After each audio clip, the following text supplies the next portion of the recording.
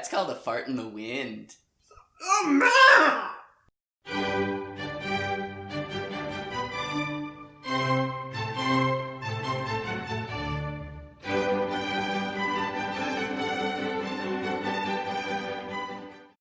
Well, this is a season finale, right? The two-parter finale. Yes. Yes, this is called Maces and Talons, and when I saw that title, I was like, is that like Dungeons and Dragons? Because there's plenty of that in this season. Yes. Well, we need that. Dagger is not certainly Jeremy Irons, but No. Alright, the summary is basically, watch your feet.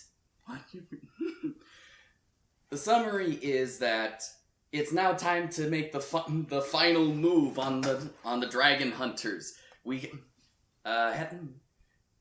Heather makes it a point that they can now ambush Viggo Grimborn, the head of the dragon hunters. They have a plan to capture the Flightmare, so when the riders meet up on the island where the Flightmare is going to be, it turns out, Admiral Akbar, what does it look like? It's a trap! Right on the money. Yep, it's all a trap, because Viggo found out that Heather was really the betrayer. Is that surprising? Not really. We saw it coming. So yeah, they got the Flightmare. Heather is captured again, and it just ends on a cliffhanger. Dun dun dun. Okay. Not many cons for this one, except maybe now that I see Heather fight, I can't help but think of some of the comments. I want to say she suffers from chickification. What? You heard chickification is a trope where originally a badass female has been reduced significantly. That's not what I was thinking. I just can't help but think of what some of our fans say, that she's kind of like a Mary Sue character. I don't know. She was still captured. True, but still, I'm not saying that I hate Heather now. It's like I can't think of anything else. I mean, I liked Heather back in the last season. Yeah, but really, it's only Mary Sue when everything goes according to plan, and it didn't go according to her plan. Okay, fair enough. So that's kind of dismissed right there, because she was planning on ambushing Viggo, so that plan was smashed to pieces. So, no, I don't see a Mary Sue here. Alright, and now in this episode we see the introduction of the big bad, Viggo Grimborn, who is actually voiced by Alfred Molina, who was Doc Ock in the original Spider-Man trilogy. Yes. Oh, and want to get the conspiracy theory going even further? He also starred along Jay Baruchel, who is the voice of Hiccup in the live-action movie The Sorcerer's Apprentice, which came out in 2010, which was the same year that the first How to Train Your Dragon movie came out. He even uses the same accent. Seriously? Look on the wiki, it says that. That's all a coincidence. Mm-hmm. Yes, a perfectly planned coincidence.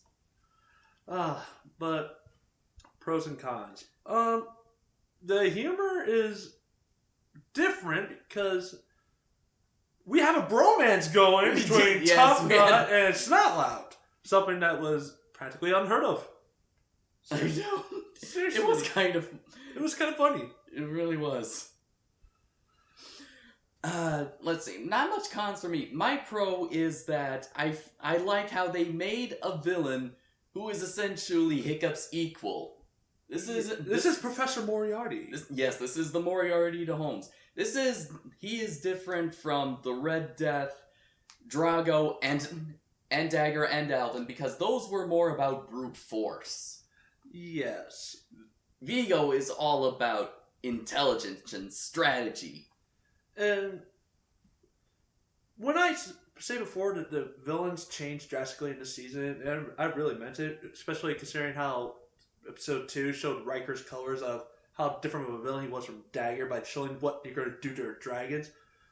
This is proving even further when you hear Vigo's speech, especially when he considers about what is morality, and the world is full of gray. Mm-hmm. And that just emphasized the point about how there is kind of gray and gray morality. He's kind of using it to justify what he does, though. yes, that doesn't mean we have to agree with it. Mm-hmm.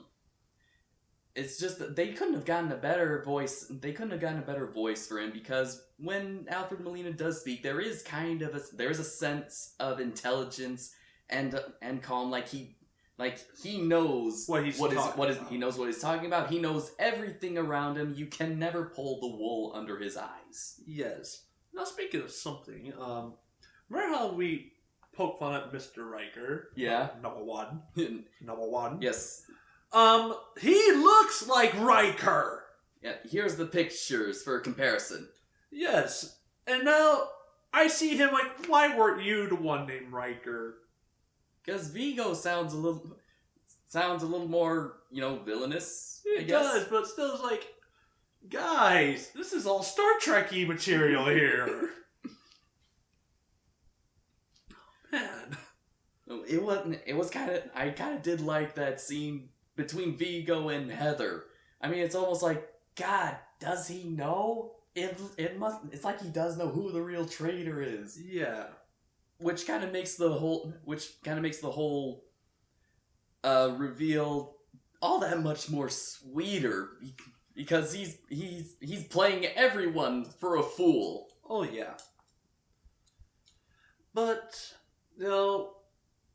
Dagger, it's just funny to watch still. Funny. I mean, he's like, what do you know about Vigo?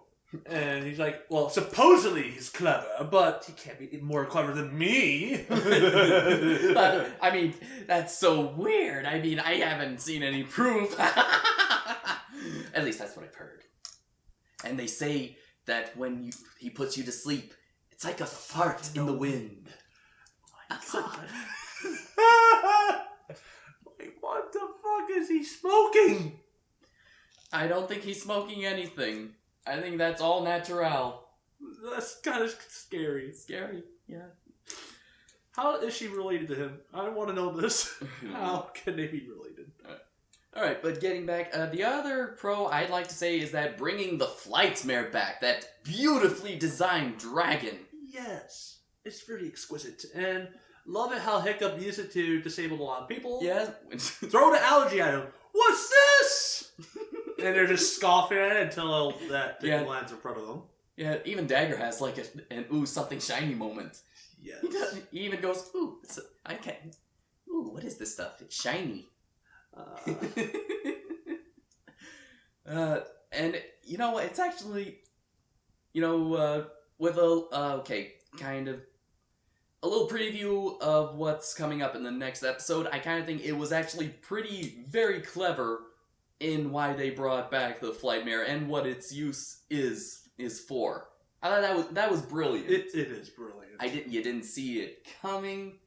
It's kind of a nice callback. That was good story writing. Now, is it confirmed there's going to be another season? Oh yeah. Right? Yeah. Make sure I don't forget this, because I have a habit of losing my marbles. Yeah. As well as my head. Yeah, same here. But anyway, I got nothing left. I can't think of any single con. Other than the fact that, you suppose you could call Heather Mary Sue, but they're making me think like she is a Mary Sue. They're poisoning my view now. No offense to you. I usually like to hear differing opinions. Yeah, but no, I don't see it. I just see a character being developed. All right, it was nicely paced. Some pretty good action scenes. The best villain of the whole Dragon series. Oh yeah. Oh yeah. No, can you imagine a third Dragon movie with Vigo? sadly, I don't think he is gonna be in there. Drago's gonna be back. So sad. I would love to have Vigo. But anyway, yeah, I got nothing left. Do you have anything? Nope. Bring out the sign. Right. We will see you next time on Race to the Edge.